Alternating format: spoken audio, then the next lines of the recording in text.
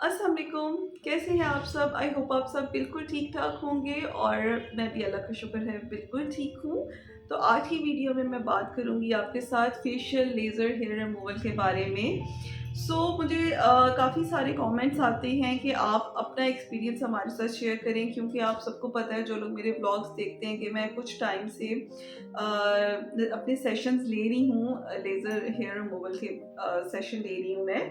तो मुझे लगा कि हाँ, अब ये राइट टाइम आ चुका है कि मैं आपके साथ अपना पर्सनल एक्सपीरियंस शेयर करूँ। चलिए जी, वीडियो स्टार्ट करते हैं।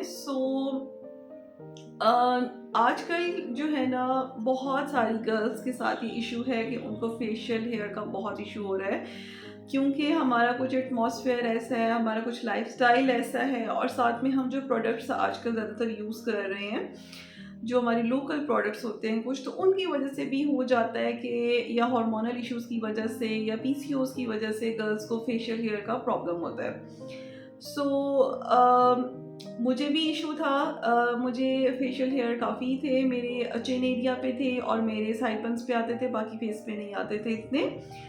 तो बहुत सारी गर्ल्स जो होती हैं और ख़वातीन जो होती हैं, वो तो क्या करती हैं कि वो वैक्सिंग कर लेती हैं, लेकिन मैं कभी भी वैक्सिंग को प्रेफ़र नहीं करती, क्योंकि वैक्सिंग से हमारी स्किन बहुत डैमेज होती है, हमें एक्नीज़ होने लग जाते हैं, या फिर स्किन हार्ड होने लग जाती है, और कुछ ना मेल पैटर्न पे जानी स्टार्ट हो जाती है। तो वैक्सिंग मैं कभी भी प्रेफ़र नहीं करती, लेकिन एक टाइम पे जाके मेरे चिन पे काफ़ी बाल आने लगे थे, जो कि बुरे लगते थे।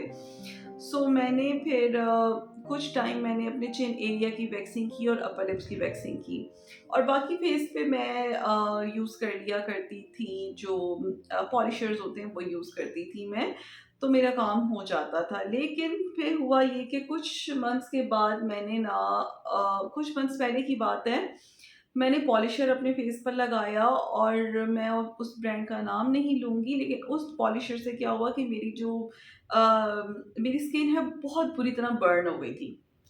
मेरे फ़ोरहेड, मेरे चीक्स बहुत बुरी तरह बर्न हो गए, और उस दिन मैंने डिसाइड किया कि अब मैं कभी भी पॉलिशर यूज़ नहीं करूँगी फेस पे।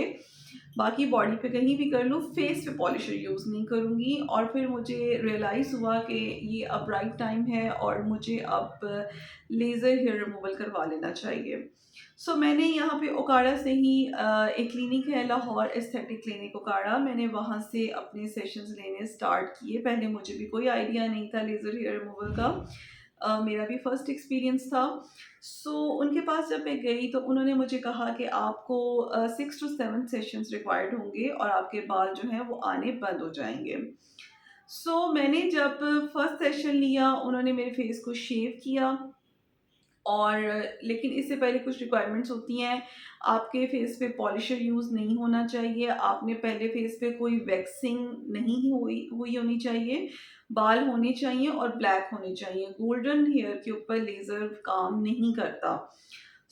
मैंने फिर जब गई, तो उन्होंने मेरा वहाँ पे मुझे शेव करवाया, और उसके बाद उन्होंने मेरा फर्स्ट सेशन किया। फर्स्ट सेशन के बाद जब मैं आई, तो 3-4 दिन के बाद मेरे बाल दोबारा से आ गए फेस पर। और हुआ ये कि जब बाल वापस आए हैं, उनकी दोबारा से रीग्रोथ हुई है, तो जब जैसे थोड़े से हाफ इंच से भी छोटे थे, अभी जैसे ही बढ़ने लगे ना, तो वो आहिस्ता-आहिस्ता ना शेड होने लग गए और वो गिरने लग गए। ऐसे करते-करते मेरे 14 डेज़ गुज़र गए, और मेरे बाल काफ़ी हद तक शेड हो चुके थे। अगेन मैं फिर जब मैंने सेकंड सेशन लिया, तो जहाँ से मेरे बाल शेड हुए थे, वहाँ पर तो दोबारा ग्रोथ नहीं हुई। जो रह गए थे वहाँ पे ग्रोथ ऑब्वियसली थी। अगेन शेव किया और फिर लेज़र करवाया, सेम वही काम था। फिर जब मैंने अपना थर्ड सेशन के लिए गई, तो डॉक्टर ने मुझे कहा कि आज आपका थर्ड सेशन है, तो इसके बाद हो सकता है आपकी जो ग्रोथ है बालों की, वो थोड़ी-सी ज़्यादा हो। क्योंकि थर्ड सेशन के बाद जो है ना, वो इनग्रोन हेयर जो है ना, वो भी आने स्टार्ट हो जाते हैं। लेकिन जब मैंने अपना थर्ड सेशन लिया, तो उसके बाद तो मेरी ग्रोथ बहुत ही कम हो गई थी, बहुत ज़्यादा कम हो गई थी, कि जो मैं सेशन 14 डेज़ के बाद लेती थी, तो फिर मैं 32 टू 33 डेज़ के बाद मैं अपना फोर्थ सेशन लेने के लिए गई, और मैंने अपना सेशन लिया। तो मैंने अपने 4 सेशन ले लिए, और अल्हम्दुलिल्लाह अब मेरे फेशियल हेयर बहुत कम हो गए हैं। चंद एक हेयर मेरे चिन पर आते हैं, साइड बर्न पे थोड़े-थोड़े हैं, वो भी ख़त्म हो जाएँगे, अपर लिप पे थोड़े-थोड़े आ रहे हैं। सो इससे मुझे कोई एक्नी नहीं हुआ, मुझे कोई मेरी स्किन नहीं जली। बस आपको थोड़ा-सा ख़्याल रखना पड़ता है कि आपने सनब्लॉक बहुत ज़्यादा अप्लाई करना होता है जब आप कर रहे होते हो, लेज़र्स सेशन ले रहे होते हो। सनब्लॉक लगाना है, स्किन को बहुत अच्छी तरह मॉइस्चराइज़ रखना है और लेज़र करवाने से 1 दिन पहले और करवाने के 2 दिन बाद तक आप कोई स्क्रब्स यूज़ ना करें, क्योंकि ऑलरेडी स्किन जो है वो जो है ना, जब हम शेव करते हैं तो वो एक्सफोलिएट हो जाती है। अदरवाइज़ और मुझे कोई इश्यू नहीं हुआ और मुझे बहुत अच्छा इसका रिज़ल्ट लगा है, क्योंकि मेरे फेशियल हेयर जो है काफ़ी हद तक कम हो गए हैं। अभी भी ऑनवर्ड मैं 2-3 सेशंस लूँगी, लेकिन अब मैंने 4 सेशंस के बाद मैं वीडियो इसलिए बना रही हूँ कि मुझे लगता है कि अब ये राइट टाइम है और मैं आप लोगों को रिकमेंड कर सकती हूँ कि जी आप भी जाएँ और आप भी ज़रूर करवाएँ। और रही बात चार्जेस की, तो हर क्लिनिक के डिफरेंट चार्जेस होते हैं, हर एरिया के, हर सिटी के डिफरेंट चार्जेस होते हैं। आप अपने नियरेस्ट क्लिनिक पे जाएँ और वहाँ से आप करवा लें, रिव्यूज़ वगैरह अच्छी तरह से चेक कर लें। और साथ में डॉक्टर ने ना मुझे ये एक क्रीम दी थी, डेपिडर्म के नाम से ये क्रीम है।